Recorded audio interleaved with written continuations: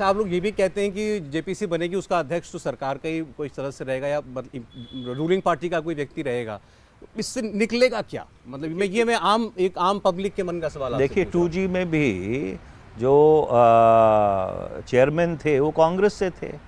जब केतन पारेख की संयुक्त संसदीय समिति बनी, उस समय जो अध्यक्ष थे वो एनडीए भाजपा से थे। जब 1992 में समिति बनी, यहाँ तक मेरी जानकारी है, कांग्रेस की सरकार थी, कांग्रेस का ही कोई सदस्य उसका चेयरमैन था। तो इसलिए चेयरमैन होने से या ना होने से कोई ज़्यादा फ़र्क नहीं पड़ता। जैसे जब डेटा प्रोटेक्शन बिल के ऊपर जेपीसी बनी, उसकी चेयरमैन पहले मीनाक्षी लेखी थी जो नई दिल्ली से सांसद हैं। उसके बाद पीपी चौधरी जी बने जो पाली से सांसद हैं। उसके बावजूद हम लोगों ने सबने डाइसेंट नोट्स लिखे। डाइसेंट नोट्स का ये असर हुआ, सरकार ने वो पूरा विधेयक वापस लिया और फिर उसके ऊपर पुनर्विचार करके अब वो विधेयक दोबारा से संसद के सामने लेके आ रहे हैं। तो ये अगर आप दलील मान लें कि क्योंकि सरकार की मेजॉरिटी रहती है इसलिए संयुक्त संसदीय समिति का कोई अस्तित्व नहीं है, ये तो पूरी तरह से गलत है। चाहे हम माइनॉरिटी में थे, पर हमने अपनी बात रखी और हमारी बात में वज़न था, जिसके कारण वो जो विधेयक था उसको अमेंड किया गया। 92 अमेंडमेंट सजेस्ट की गई। हम में से कई लोगों ने उस बिल को पूरी तरह से खारिज कर दिया। सरकार ने वो बिल वापस लिया। वो तो इसी संसद के कार्यकाल में हुआ है। अब ऐसा लग रहा है कि आप विपक्ष जो है, जिसको कांग्रेस पार्टी लीड कर रही है, वो जेपीसी की मांग से पीछे नहीं हटने वाला। सरकार ने कोई इंडिकेशन नहीं दिया कि वो इस मांग को मानने वाली है। अब ये लॉकजाम तो बना रहेगा, ऐसा लगता है। मैं दूसरे विषय पर बढ़ना चाहता हूँ, चीन के विषय पर।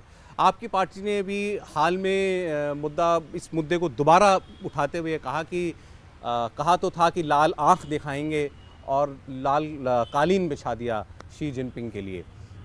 यह आरोप प्रधानमंत्री पर लगाया जाता है। आपकी पार्टी कहती है कि शी जिनपिंग से डरते हैं प्रधानमंत्री मोदी। पहले तो मैं ये पूछना चाहता हूँ, छोड़ दें बॉर्डर पर जो हो रहा है या हमारा रिस्पांस क्या है और चीन ने जो किया है, एक नेशन का रिस्पांस जो होना चाहिए उसमें सरकार भी शामिल है, विपक्ष भी शामिल है, पूरा देश शामिल है।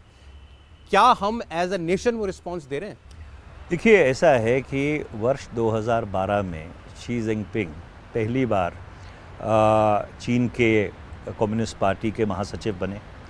2013 में चीन के राष्ट्रपति बने और 2013 में अप्रैल में, अगर मेरी याददाश्त ठीक काम कर रही है, तो डेप्सांग का प्रकरण हुआ। उस टाइम पे डॉक्टर मनमोहन सिंह की सरकार थी और चीन के जो नए प्रधानमंत्री थे उनका पहला विदेशी दौरा भारत का था। बड़े साफ तौर पर ये संदेश भेजा गया कि अगर जो डेप्सांग की घुसपैठ है उसको वापस नहीं लिया गया तो फिर वो दौरा नहीं हो पाएगा। और डेप्सांग की जो घुसपैठ थी वो वापस हुई। फिर वर्ष 2014 में जब शी जिनपिंग भारत आए और प्रधानमंत्री ने उनकी आओ भगत अहमदाबाद में की, तो एक तरफ तो आओ भगत हो रही थी, दूसरी तरफ चुमर का ट्रांसग्रेशन हो रहा था। उसके बाद डोकलम का प्रकरण हुआ। इंडिया टीवी हर वक्त हर जगह डाउनलोड करने के लिए सर्च करें India TV news Google play store या ऐप स्टोर पर।